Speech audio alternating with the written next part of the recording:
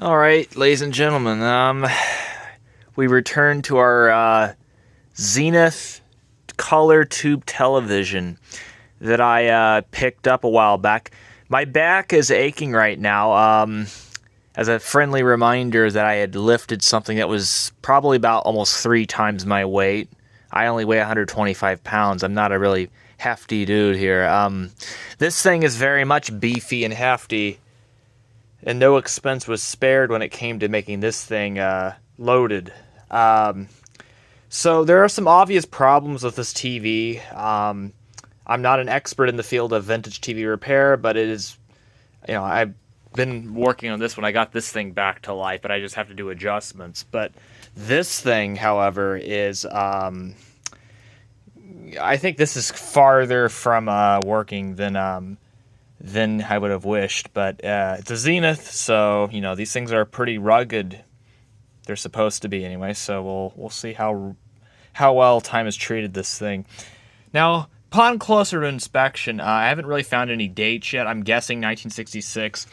Chassis number here is, I think it was like a 25 MC35 or a 25 MC36. 415 watts. Yikes. That's a lot of power. Now, the tuning, it's like Cobweb City up here. Are those gnats? Or are those spiders? I can't tell. Well, anyway, I can't figure out what picture tube this is. There's the high voltage cup right there. Someone said in one of my earlier videos of this thing that there were some burnt tubes, and I wouldn't be the least bit surprised. And what do you know?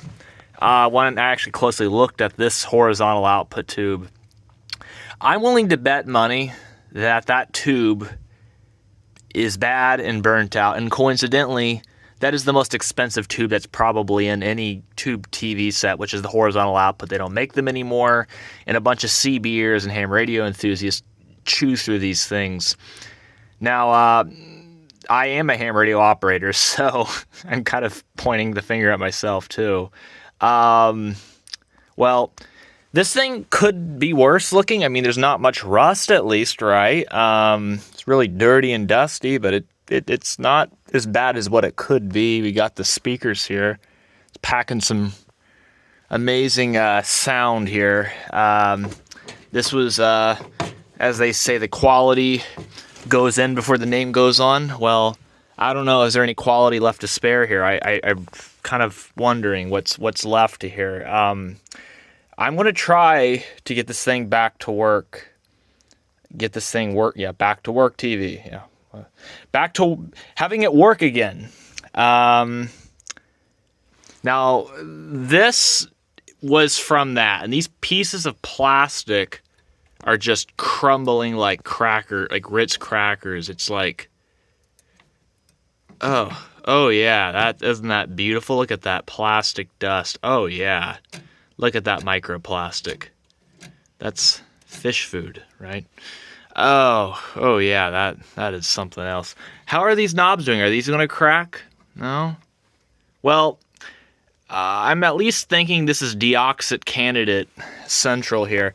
You're looking at the picture tube. It's, I don't really think it's bad, although I didn't neck it. I was very careful trying to move this thing, or as careful as I can, trying to put it into a Subaru.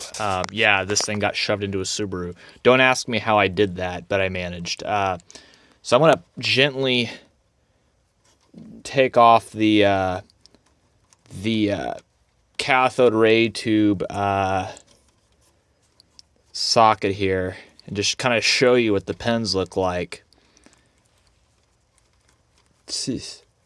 Now, you really don't want to screw with this too much because it can cause cracking.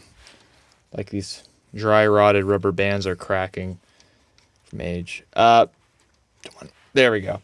So these tubes, the tube socket, you can kind of see here what kind of happened.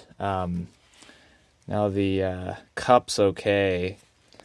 I don't really see any cracking. I mean, it's not necked, but I kind of am a little worried about this. I don't see any obvious signs of trouble, but I don't like the look of bent cathode ray tube pins, because when you bend them, in theory, eventually it can get to air because it'll crack. I mean, it's like with any vacuum tube, you really don't want to screw with it too much, but what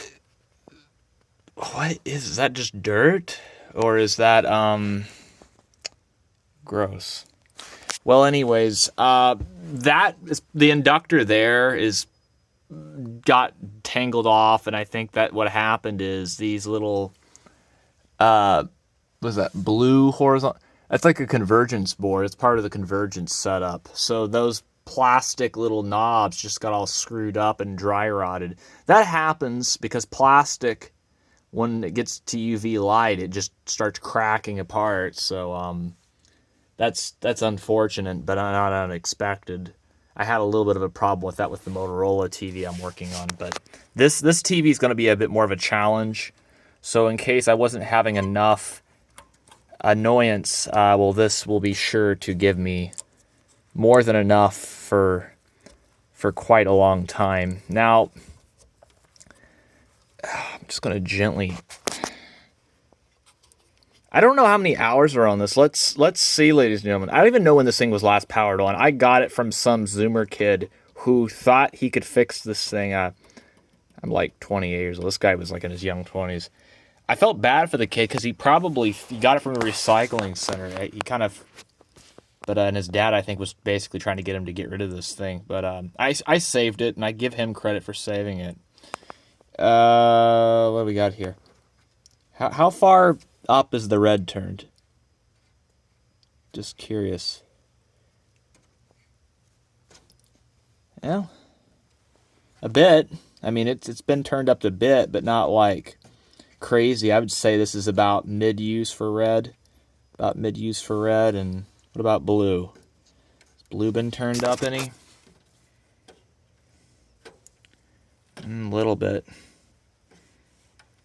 You know, blue... These drivers aren't turned all the way up, and that would lead... It's about halfway for all of these, I think. And that would lead me to believe that probably... That's about halfway.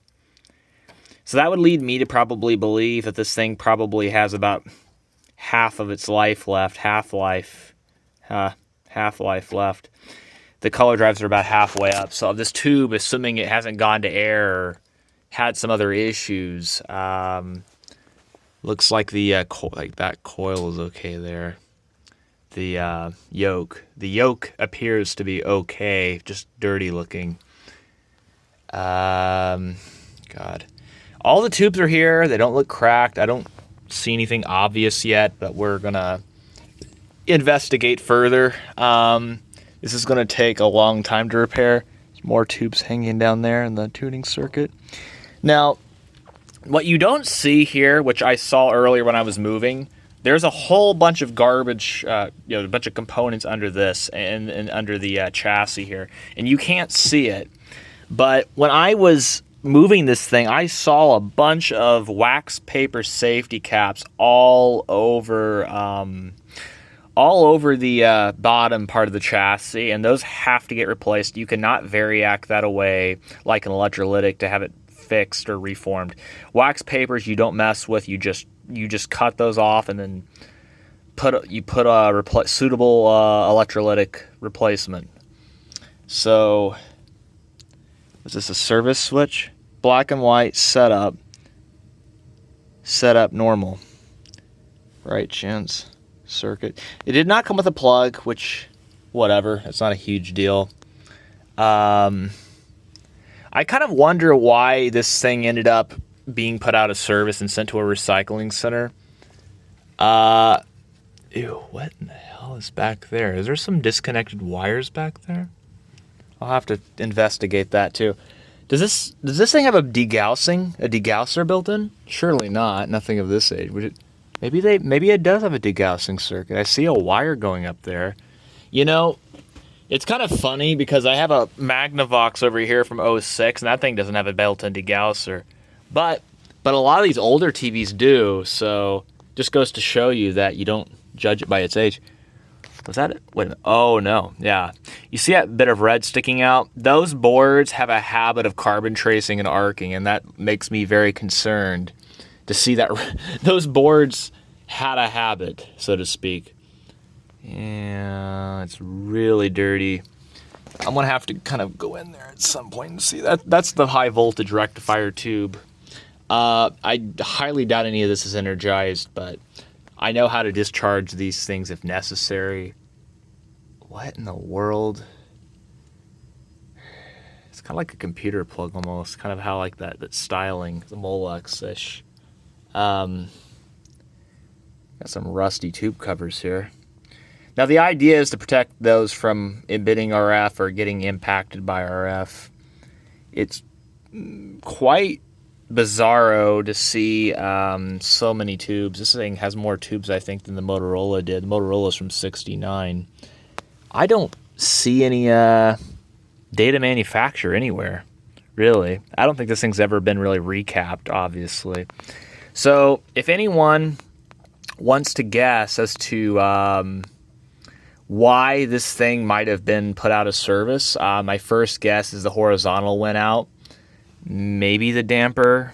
I haven't really took any close look at the one in here, the high rectifier tube. I kind of find that interesting that that's normally a lot of those were closed off, but that actually has the roof removed on it, so to speak. There's no like metal roof on it, so it doesn't well, no, I mean the flyback should get good ventilation. Why is normally that's really weird, but at least it's not hanging upside down like a bat. Because I've seen some designs where the rectifier tube hangs upside down, and that is a dumb design. I have no idea why they would hang it upside down in a closed metal box over the flyback. That's just asking for trouble. At least this thing doesn't have that problem, but yeah, the horizontal looks burnt. It's burnt. And that's like a $30 or $50 tube, depending on what type of horizontal output it is. Raytheon. I've never really seen many Raytheon tubes. Well, anyways, this is just a brief, well, about as brief as I can get, overview of this TV and what my first thoughts are. If the cathode ray tube has not gone to air and is okay despite the bent pins, which kind of makes me nervous, but if that's okay and the flyback's okay and the transformer's okay, then basically we've probably got a TV that can be fixed and repaired back to its glory days. So I don't see any dates though. Oh well, right. Well, anyway, that's it for now, and if anyone has any ideas or comments, feel free to send them to me.